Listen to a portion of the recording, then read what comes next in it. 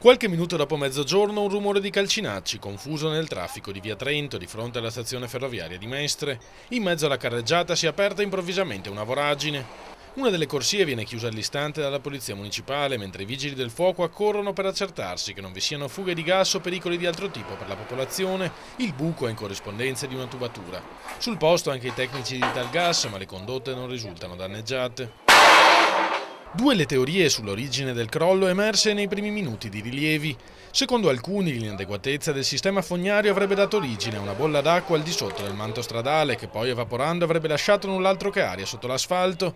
Secondo altri, sarebbero stati i recenti lavori di rattoppo ad aver modificato gli equilibri al di sotto della strada, dando luogo a riassestamenti naturali del terreno. Il traffico ha subito rallentamenti per alcune ore, il tempo necessario per l'operazione colloquialmente definita dagli operai come stroppare a busa. I residenti della zona denunciano le pessime condizioni dell'asfalto in quella via. L'anno scorso era già successo un pezzo indietro e quest'anno è affondato ancora di nuovo. Saltuariamente crolla sempre, se non è qui più avanti o cosa, anche l'anno scorso lo stesso, si vede anche per terra l'anno scorso lì, quello che ha fatto.